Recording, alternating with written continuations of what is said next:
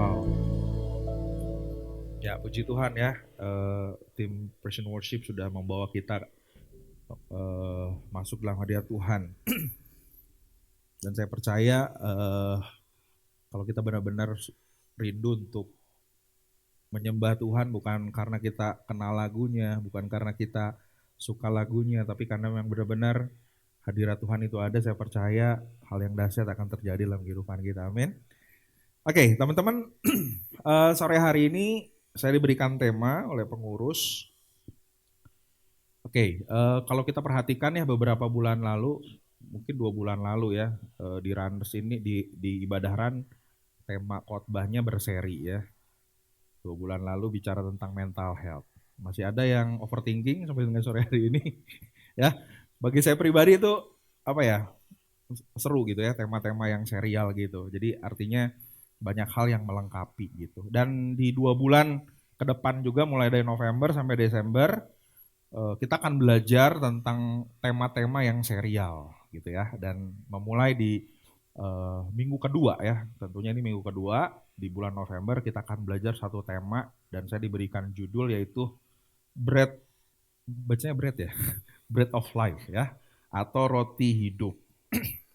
Oke, tadi sebelum saya datang ke sini dengan istri, tiba-tiba istri bilang kita ke pinggir dulu, kita beli roti dulu, supaya ngeganjel. Nah, apa yang diganjel gitu ya? Tadi sebentar jam 3-an gitu, sebentar sebelum ke TSM lagi, sebelum ke sini belok dulu sebentar, beli dulu roti, camilan lah ya seperti itu ya. Karena ternyata khususnya saya sebetulnya nggak terlalu suka roti ya. Ada di sini yang suka banget sama roti, fanatik gitu. Istri saya termasuk suka gitu ya. Tapi ya ya roti memang apa ya, biasanya kita sehari buat ganjelan gitu ya. Kalau lagi lapar gitu, diganjel dulu sama roti gitu ya. Nah teman-teman, sedikit dulu ini ada fun fact ya tentang roti sebelum kita masuk dalam firman Tuhan. Saya baca Google gitu ya, ternyata di Indonesia roti itu baru masuk sekitar 1930. Ini di bawah Belanda katanya waktu itu ya. Terus kemudian, nah ini yang menarik, di saat ini sampai saat ini gitu, ternyata ini produksi roti itu termasuk tinggi juga di Indonesia. Ada satu perusahaan yang sehari bisa produksi 630.000 kilo tepung. Nah, ini ya. Berarti ini peluang teman-teman yang mau mulai usaha boleh dipertimbangkan ya. Karena di Indonesia ternyata cukup banyak pecinta roti ya. Dan kalau dibaca lagi teman-teman, roti itu lebih dari ratusan jenis di dunia ternyata gitu ya. Banyak banget gitu ya. Bahkan sampai omsetnya katanya setahun tuh bisa sampai 2,6 triliun per tahun di Indonesia. Ini bicara bukan bisnisnya ini ya, tapi sedikit informasi aja. Itu artinya roti sudah menjadi makanan pokok di Indonesia ya. Sekalipun yang pertama kita tahu apa? Nasi ya. Belum makan nasi, belum makan ya kita orang Indonesia. Dan di Asia Tenggara industri roti juga termasuk tertinggi teman-teman. Jadi peringkat pertama, lumayan lah produksi roti di Indonesia menjadi peringkat pertama. Nah, mungkin ya dari sini teman-teman bicara tentang roti gitu ya. Kenapa bread of life juga tadi ya, temanya kan bread of life gitu. Karena yang ini berkaitan dengan nanti kita akan bahas budaya pada masa itu gitu. Dimana di Israel pada waktu itu yang menjadi makanan pokok adalah roti. Sementara mungkin kalau kisah tentang 2000 tahun lalu adanya di Indonesia, mungkin bisa diganti dengan nasi gitu ya, nasi kehidupan mungkin ya. Kalau orang timur mungkin jagung ya, jagung kehidupan gitu. Tapi kali ini kita akan belajar gitu, apa yang dimaksud dengan roti kehidupan. Satu ayat yang akan mendasari sharing pada sore hari ini yaitu di dalam Yohanes ya, Injil Yohanes pasal yang ke-6 ayat 35. Karena satu ayat kita baca sama-sama teman-teman ya. Satu ayat di dalam Yohanes 6 ayat 35. 1, 2, 3. Kata Yesus kepada mereka, "Akulah roti hidup. Barang siapa datang kepadaku, ia tidak akan lapar lagi. Dan barang siapa percaya kepadaku, ia tidak akan haus lagi." Ya, seperti tadi bilang di awal bahwa pada masa itu di Palestina, kita bahas Palestina lagi. Di Yerusalem ya, di Israel pada waktu itu yang menjadi makanan utama adalah roti gitu. That's why di sini dikatakan Yesus berkata bahwa akulah roti hidup. Itu artinya bahwa Tuhan itu relate ya dengan apa yang ada di sekitar gitu ya, di masa itu gitu, supaya orang-orang pada waktu itu bisa lebih kenal. Kalau mungkin jagung pada waktu itu kan, kalau misalnya Tuhan bilang akulah jagung hidup, kayaknya belum kenal gitu ya. Atau akulah singkong hidup gitu, enggak ya. Di ayat ini dikatakan akulah roti hidup. Barang siapa datang kepadaku, ia tidak akan lapar lagi, dan barang siapa percaya kepadaku, ia tidak akan haus lagi. Nah, ada kisah sedikit, dua kisah sebelum Yohanes 6 ini, kenapa ayat ini ada. Kalau kita kembali ke Yohanes 4, teman-teman, kita tahu ya di situ ada seorang perempuan Samaria, betul ya? Yang akhirnya dia berjumpa dengan Tuhan. Singkat cerita kita tahu wanita ini sedang mencari apa? Mencari air, betul ya? Siang-siang, karena kalau pagi-pagi dia nggak bisa karena akan bertemu dengan orang banyak pada waktu itu. Dia cari siang-siang karena dia butuh air. Tapi isunya bukan itu, ternyata perempuan ini sedang mencari bukan air yang dia akan timba, sebetulnya air hidup. Dimana karena dia tuh sudah apa ya, berusaha untuk mungkin memenuhi kehidupannya dengan berbagai hal. Dan kita tahu waktu itu juga Pak, perempuan ini punya banyak lelaki, betul ya. Jadi dia berusaha untuk memenuhi hidupnya dengan para pria dan dia tidak mendapatkannya. Makanya Tuhan bilang apa? Kalau kamu minum air ini, kamu akan haus lagi. Tapi kalau kamu minum air yang ada padaku, kamu tidak akan haus lagi. Nah, ini berkaitan teman-teman gitu ya. Kenapa ini ada? Itu yang pertama. Barang siapa datang kepadaku, ia tidak akan lapar lagi. Dan barang siapa kepadaku, ia tidak akan haus lagi. Nah, yang kedua, kalau tadi bicara tentang haus, kalau lapar kita tahu di Yohanes sebelumnya, Yohanes 6 di ayat pertama kita tahu ada kisah mujizat, betul? Di mana kita tahu Tuhan akhirnya memberi makan berapa? 5.000 orang. Ya, 5.000 orang. Belum ada toko roti pada waktu itu, belum ada restoran pada waktu itu. Tapi dengan 5 roti, 2 ikan yang dibawa anak kecil, kita tahu itu, betul ya?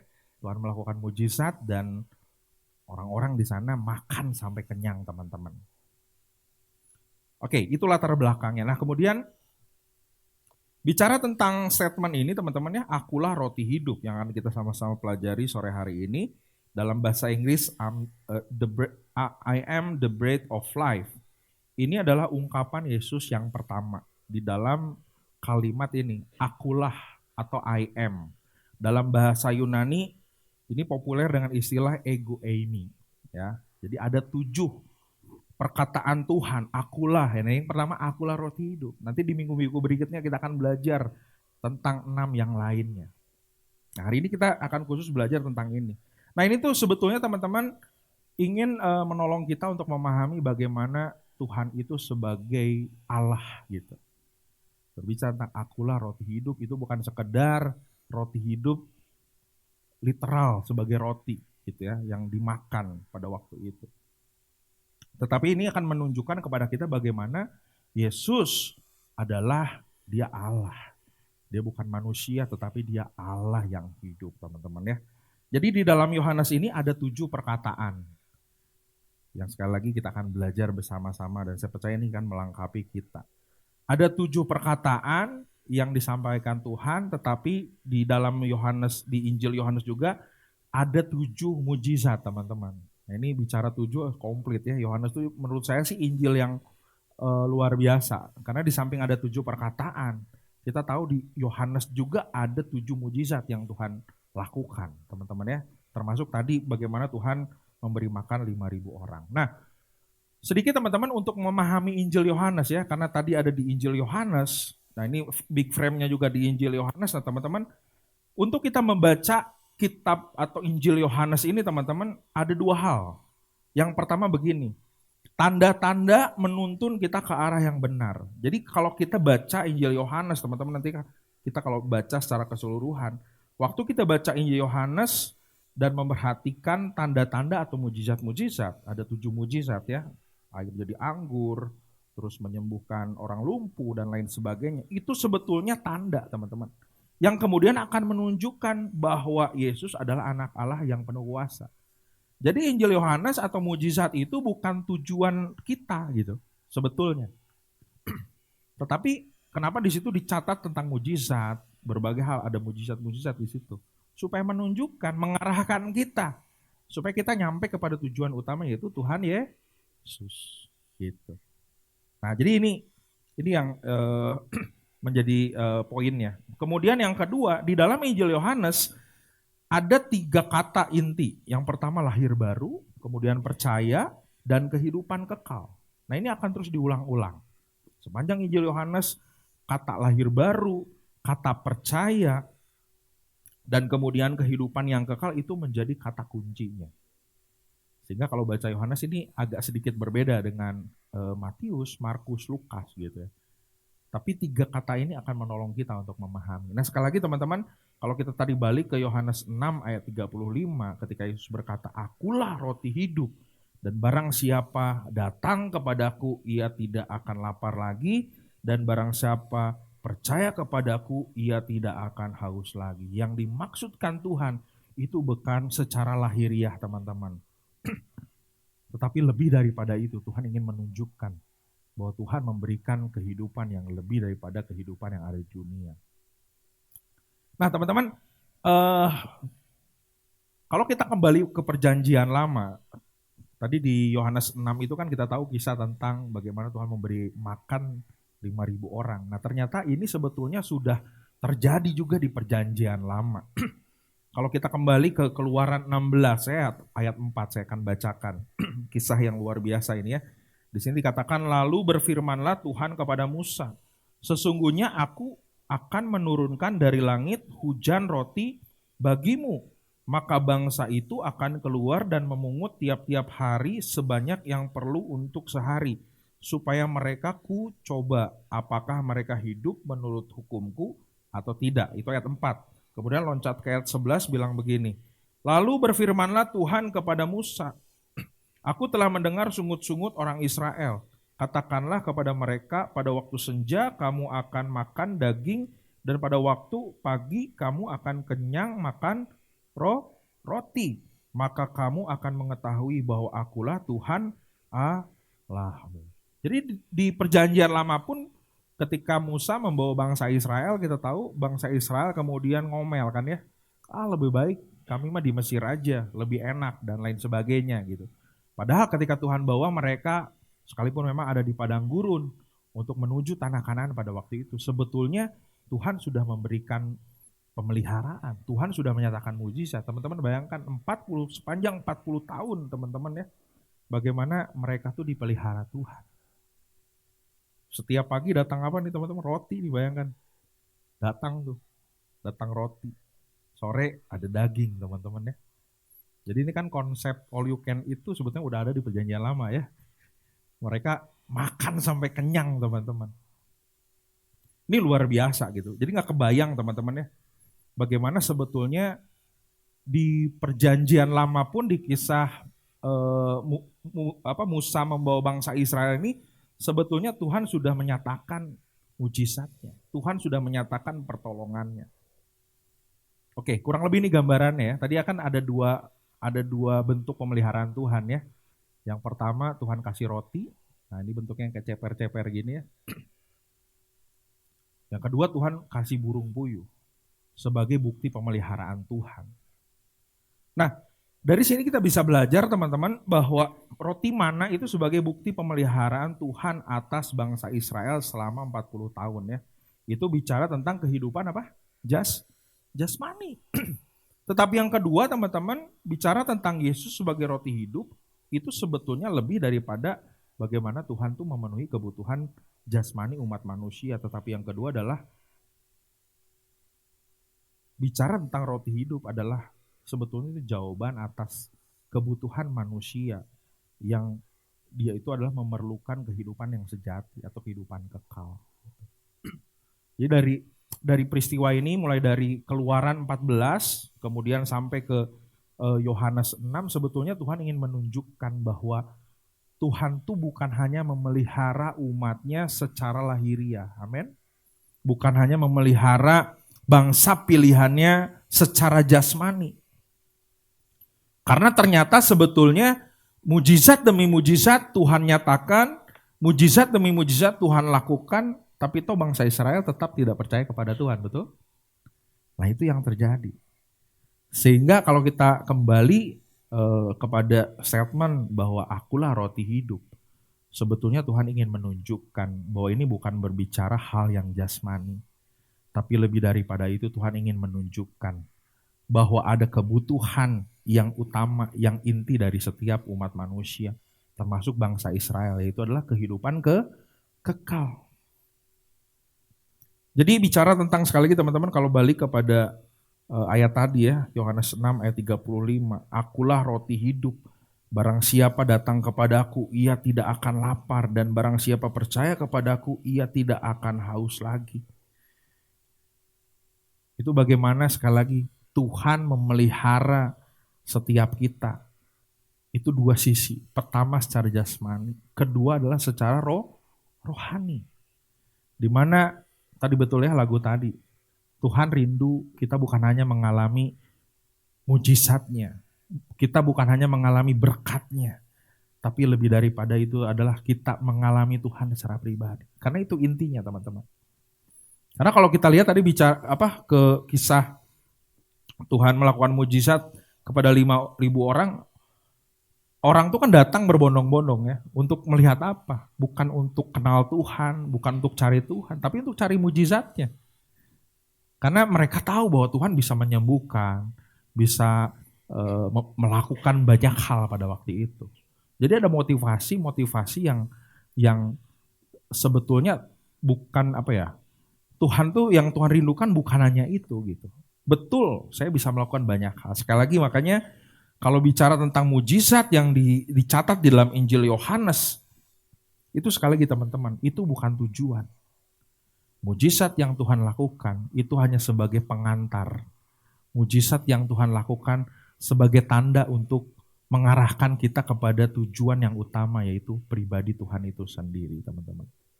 Ya, jadi bicara tentang statement akulah roti hidup adalah bagaimana Tuhan rindu. Kita bukan hanya fokus kepada hal-hal yang jasmani.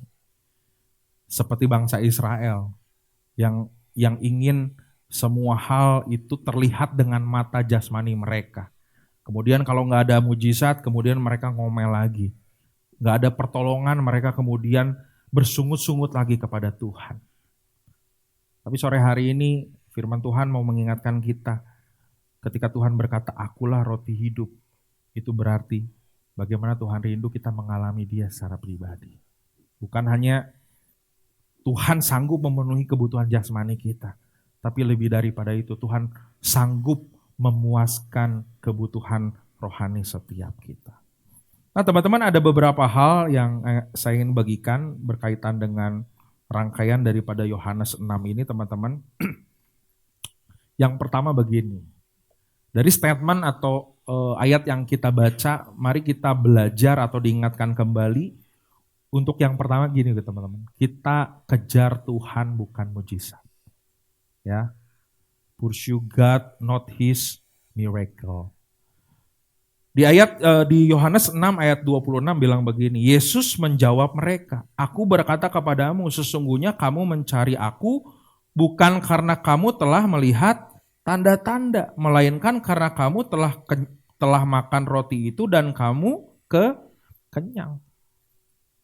Jadi pada waktu itu, orang-orang pada waktu itu ketika datang kepada Tuhan, tujuannya bukan untuk mencari Dia. Tujuannya bukan untuk berjumpa dengan Tuhan.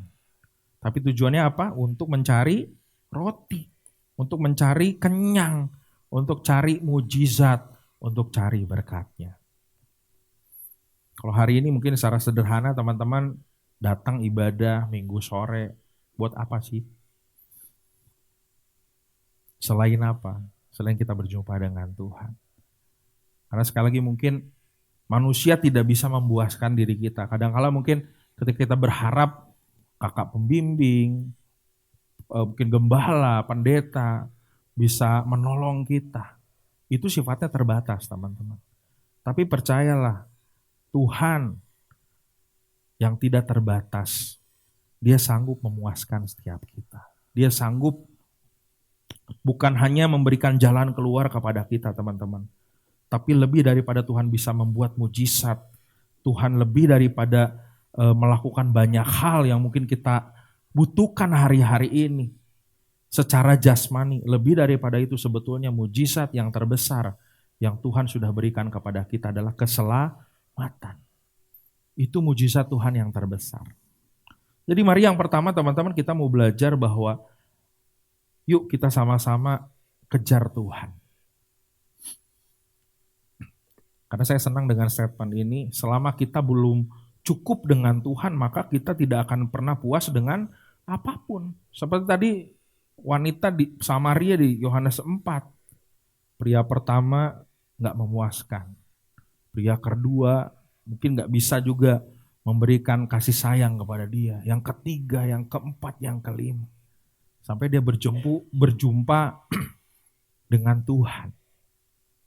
Baru di titik itu dia mengalami kepuasan yang sejati. Amin. Nah di luar sana mungkin banyak hal lah ya. Ketika kita mungkin berusaha untuk memuaskan diri kita dengan banyak hal. Termasuk mungkin orang-orang yang kita sayangi atau siapapun orang-orang yang kita kagumi. Dan akhirnya kita kecewa, kita nggak bisa menerima kepuasan itu. Percayalah teman-teman bahwa hanya Tuhan yang sanggup memuaskan kehidupan kita. When we have Jesus, we have everything. Waktu kita punya Tuhan, sebetulnya kita udah punya segalanya. Tapi jangan kebalik, jangan seperti orang Israel pada waktu itu. Cuma ngejar apa? Mujizatnya. Hanya kejar rotinya, hanya demi kenyang teman-teman. Tapi hari ini mari anak-anak muda kejar Tuhan lebih daripada berkatnya, amin. Kejar Tuhan lebih daripada mujizatnya. Tapi waktu kita berjumpa dengan Tuhan, saya percaya Tuhan yang udah memelihara bangsa Israel 40 tahun, Tuhan yang sama akan memelihara kita, amin. Situasi hari ini mungkin gak gampang juga teman-teman ya, dalam kehidupan, keluarga, ekonomi dan lain sebagainya. Tapi tadi bukti bahwa Tuhan memelihara bangsa Israel, sekalipun bangsa Israel bersungut-sungut, itu pun yang akan Tuhan nyatakan bagi kita. Tuhan akan memelihara kehidupan kita. Tapi yang Tuhan rindukan adalah bagaimana kita kembali kepada tujuan utama. Bukan untuk mencari mujizat, bukan untuk mencari berkat, tetapi untuk mencari Tuhan. Yang kedua, kita bisa belajar dari hal ini untuk bagaimana kita mencari atau mengejar hari yang kekal teman-teman ya, bukan yang sementara. Di Yohanes 6 ayat 27 kelanjutannya dibilang begini, bekerjalah bukan untuk makanan yang dapat binasa, melainkan untuk makanan yang bertahan sampai hidup yang kekal, yang akan diberikan Anak Manusia kepadamu, sebab dialah yang disahkan oleh Bapa Allah dengan materainya. Jadi Tuhan rindu yang kedua melalui kalimat atau frasa, akulah roti hidup. Mari kita belajar teman-teman untuk kita kejar hal yang kekal di dalam hidup kita. Bukan hal yang sementara.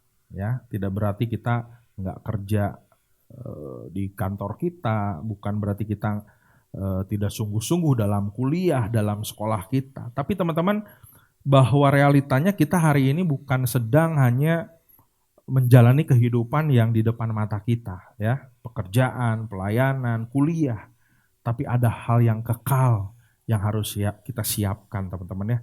Saya kadang ngagum dengan saudara sepupu kita. Mungkin kalau sering dengar istilah ketika mereka melakukan segala sesuatu, semuanya juga untuk di akhirat katanya ya. Pernah dengar nggak statement itu teman-teman ya?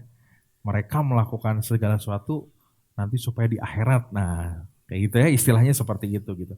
Nah, sama teman-teman ya, di sini di ayat 27 juga, mari bekerjalah bukan untuk makanan yang dapat binasa, tapi untuk makanan yang bertahan sampai kehidupan yang kekal. Karena teman-teman, bahwa kita hidup di dunia itu bukan ending teman-teman ya. Kalau kita udah percaya kepada Tuhan, kita hidup di dalam Tuhan, ada kehidupan yang akan terus kita sama-sama jalani, yaitu kehidupan kekal bersama dengan Tuhan. Dan itu sifatnya kekal selama-lamanya. Oke, dalam sebuah tulisan dibilang seperti ini teman-teman ya. A bread satisfies for a day, but the bread of life nourishes our life eternally. Jadi bicara roti Secara jasmani itu hanya bisa memenuhi untuk 1 hari saja teman-teman ya. Tetapi roti hidup itu sampai kepada kekekalan. Jadi artinya apa teman-teman ya? Mari kita kejar yang kekal. Yang kekal itu bicara bagaimana kita benar-benar percaya kepada Tuhan. Kita bergantung penuh kepada Tuhan. Karena kita tahu ketika kita percaya kepada Tuhan, janji Tuhan apa? Tuhan pun menyatakan kehidupan yang kekal kepada setiap kita. Jadi kalau yang pertama tadi, mari kejar Tuhan, cari Tuhan, bukan cari mujizatnya, bukan cari berkatnya. Yang kedua kita bisa belajar bagaimana kita fokus kepada yang kekal, bukan yang sementara. Kalau orang-orang pada waktu itu cari Tuhan, sekali lagi, untuk hanya mencari sebuah roti gitu ya. Tetapi biarlah hari ini kita belajar untuk cari bread of life. Roti hidup itu yaitu Tuhan yang sanggup bukan hanya memberikan kehidupan jasmani bagi kita, tetapi kehidupan yang sejati bagi setiap kita. Yang ketiga, dari statement ini kita bisa belajar ini teman-teman. Mari kita sama-sama belajar untuk follow him, not leave him ya. Mengikut Tuhan dan bukan meninggalkan Tuhan. Berikutnya di Yohanes 6 ayat 66, di sini dikatakan bahwa mulai dari waktu itu banyak murid-muridnya mengundurkan diri dan tidak lagi mengikut dia. Gitu ya. Jadi orang-orang pada waktu itu karena fokusnya hanya kepada mujizat, fokusnya kepada hal yang sementara. Tetapi ketika Tuhan memberikan pengajaran, memberikan banyak hal, mengajar setiap mereka, dan kemudian orang-orang pada waktu itu, khususnya orang-orang Yahudi, merasa bahwa Tuhan tuh seperti kayak, Yesus tuh kayak menghujat gitu. Karena dia berkata bahwa aku adalah roti yang turun dari surga katanya. Padahal kan itu statement yang disampaikan Tuhan bahwa betul, bahwa dia adalah anak Allah. Yang kemudian tujuan dia datang ke dunia bukan sekedar dia ada, dan bukan hanya membebaskan mereka dari penjajahan Romawi pada waktu itu, tapi tujuan Tuhan datang ke dunia adalah untuk menyelamatkan, mati di kayu salib. Tetapi bangsa Israel tidak menangkap hal itu. Karena mereka tetap beranggapan bahwa Mesias atau Tuhan Yesus datang untuk membebaskan mereka dari dari penjajahan Romawi. Karena waktu itu yang berkuasa Roma 2000 tahun lalu, teman-teman. Dan di sini betul ya, banyak kemudian orang-orang yang mengundurkan diri dan tidak lagi mengikut Tuhan. Ya, tapi bersyukur teman-teman ya kalau hari ini dengan berbagai pengalaman atau dengan berbagai cara kita bisa mengenal Tuhan, kita bisa percaya kepada Tuhan. Sementara di luar sana mereka banyak yang kemudian tinggalkan Tuhan. Banyak yang tidak percaya kepada Tuhan. Sekali lagi, untuk kita bisa percaya kepada Tuhan itu bukan kekuatan kita, amin. Kita bisa percaya kepada Tuhan karena Tuhan sendiri yang sebetulnya mencari kita. Dia yang di sorga, tapi dia datang ke dunia ini teman-teman. Dia mengasihi kita dan dia pun mati di kayu salib untuk menebus setiap kita. Tapi faktanya teman-teman ketika pada waktu itu banyak di sini dikatakan murid-muridnya mengundurkan diri dan tidak lagi mengikut dia. Nah, sama hal hari-hari ini ya. Banyak orang kemudian ketika Tuhan tidak bisa menjawab doanya atau mungkin harapannya tidak sesuai dengan kenyataannya, keluarganya banyak pergumulan, dan kemudian bertanya, di manakah Tuhan? Nah, mungkin gitu ya. Mungkin kalau hari-hari ini mungkin kita seperti itu, dan kemudian kita nggak percaya lagi kepada Tuhan. Kita meragukan Tuhan, bahkan kita pun meninggalkan Tuhan. Tetapi biarlah teman-teman mari belajar yang ketiga untuk kita tetap mengikut Tuhan, apapun kondisinya, amin. Seberat apapun tantangan, rintangan yang ada di luar sana, tetap mengikut Tuhan. Tuhan tidak menjanjikan jalannya mulus, Tuhan tidak menjanjikan everything is okay, tapi yang Tuhan janjikan apa? Aku akan menyertai engkau sampai kesudahannya. Biarlah itu yang terus meneguhkan kita teman-teman ya. Di tengah-tengah mungkin hari ini banyak hal yang kita pun tidak mengerti, banyak hal yang mungkin kita harus hadapi berat kehidupan ini, tapi belajar untuk tidak tinggalkan Tuhan, tapi tetap ikut Tuhan. Karena jangan sampai ini teman-teman, jangan sampai kita hanya tertarik kepada roti, sekali lagi ya, tetapi tidak tertarik kepada sang pemberi roti, yaitu Tuhan sendiri. Tapi sekali lagi, Ketika Tuhan berkata, aku roti yang datang dari sorga. Itu berarti inkarnasi Tuhan. Tuhan, dia datang sebagai manusia dengan tujuan untuk menebus kehidupan kita. Dan kita tahu ketika semua itu sudah digenapi, sudah diselesaikan di kayu salib, sebetulnya kehidupan yang kekal sudah kita dapatkan. Kehidupan yang sesungguhnya sudah kita dapatkan. Nah, kemudian yang berikutnya teman-teman bicara tentang roti hidup ini teman-teman.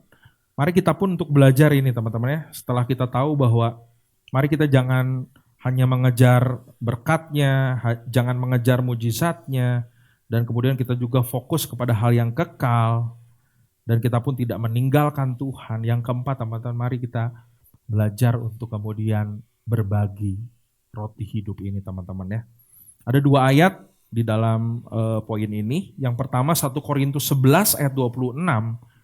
Ini dikatakan demikian, sebab setiap kali kamu makan roti ini dan minum cawan ini, kamu memberitakan kematian Tuhan sampai Ia datang. Kita tahu ini bicara tentang perjamuan kudus ya, yang hari-hari ini kita masih peringati sebagai simbol di mana kita makan daging dan minum darah sebagai gambaran bagaimana kita memutuskan untuk mengikut Tuhan. Dan setiap kali kita mengikuti perjamuan kudus teman-teman, lewat ayat ini kita diingatkan. Ini bukan sekedar ritual gerejawi teman-teman. Tapi ini bagaimana kita diingatkan kembali bagaimana Tuhan sudah menyelesaikan pengorbanannya di kayu salib. Sekali lagi untuk menebus kehidupan kita. Dan ketika kita tiap kali mengikuti perjamuan kudus, ini dikatakan kita sedang memberitakan kematian Tuhan sampai Ia datang, teman-teman. Ini bagi saya luar biasa ya. Kemudian di Yohanes 6 ayat 51 juga bilang begini, akulah roti hidup yang telah turun dari sorga. Jikalau seorang makan dari roti ini, ia akan hidup selama-lamanya. Dan roti yang kuberikan itu ialah dagingku yang akan kuberikan untuk hidup dunia. Yohanes 6 ayat 51, teman-teman. Sekali lagi, jikalau seseorang makan roti ini, ia hidup selama-lamanya. Itu artinya apa? Ini boleh dikatakan ketika seseorang itu percaya kepada Tuhan, ia hidup selama-lamanya. Dan roti yang kuberikan itu ialah dagingku yang akan kuberikan untuk hidup dunia, teman-teman. Jadi sekali lagi teman-teman ya, ketika perempuan yang berjumpa dengan Tuhan, akhirnya dia menemukan air hidup yang sejati. Akhirnya kita tahu perempuan ini kemudian membagikan itu kepada orang-orang Samaria dan satu kota diselamatkan, betul ya? Nah sama teman-teman, ketika kita percaya kepada Sang Roti Hidup, dikatakan kita nggak akan lapar lagi, kita nggak akan haus lagi. Tetapi sebaliknya teman-teman, seperti perempuan yang di Yohanes 4, perempuan Samaria itu, tetap ketika dia mengalami kasih sejati yang daripada Tuhan, dia nggak tunggu belajar teologi dulu, dia nggak tunggu kelas ini dan itu dulu, dia langsung lari kepada orang-orang untuk memberitakan bahwa Yesus adalah sumber pengharapan bagi kehidupannya. Makanya dalam dunia penginjilan teman-teman, seorang pernah berkata bahwa penginjilan itu adalah ibarat seorang pengemis yang memberitahu pengemis lainnya di mana ia telah menemukan roti. Ini menarik bagi saya. Jadi ketika kita sudah menyadari bahwa Tuhan adalah Sang Roti Hidup, yang bukan hanya memberikan kehidupan jasmani, tetapi memberikan kehidupan kekal kepada kita. Mari kita lihat sekitar kita. Orang-orang yang hari ini sedang hidup di dalam ketidakpastian. Dan mereka butuh pertolongan. Melalui kita, biarlah kita pun membagikan roti itu kepada mereka. Karena kita pun ibarat seperti pengemis yang dapat roti, teman-teman ya. Kebayang ya, udah mungkin gak makan seminggu, gak makan 2 minggu dapat roti, itu artinya benar-benar sukacita gitu. Dan biar ini pun menjadi menjadi spirit buat kita untuk kita pun gak berhenti, di mana ketika kita percaya kepada Tuhan dan kita sudah menerima keselamatan dari Tuhan, kita pun mau membagikan ini kepada orang-orang yang di sekitar kita. Oke, yang terakhir mungkin Bicara tentang kehidupan teman-teman ya. Di Yohanes ini ada dua istilah kalau di bahasa Yunani. Yang pertama ada bios. Bios itu bicara tentang hidup jasmani. Tapi yang kedua ada istilahnya itu zoe. Z-O-E ya, dibaca zoe. Itu bicara tentang hidup kekal. Jadi yang Tuhan mau tawarkan kepada kita sore hari ini bukan hanya roti itu roti hidup yang hanya mampu untuk memberikan kehidupan 1-2 hari atau sementara. Tetapi Tuhan mau menawarkan kepada setiap kita, yaitu zoe, kehidupan yang kekal untuk selama-lamanya. Komen musik boleh siap-siap. Jadi sore hari ini kita belajar teman-teman ya. Kembali lagi poin yang kita sama-sama dapatkan sore hari ini. Akulah roti hidup, itu bicara bagaimana Tuhan ingin menyatakan kepada setiap kita bahwa mujizat demi mujizat Tuhan bisa nyatakan, mujizat demi mujizat Tuhan lakukan sebagai bukti pemeliharaan Tuhan bagi setiap kita. Secara jasmani Tuhan mampu pelihara kita, mampu untuk memenuhi setiap kebutuhan kita. Saya juga nggak tahu apa yang hari ini sedang kita butuhkan teman-teman. Tetapi lebih daripada itu, Sang Roti Hidup menawarkan yaitu kehidupan yang bukan hanya bios, yang jasmani yang sementara, tapi zoe, yaitu kehidupan yang kekal bersama dengan Tuhan. Amin.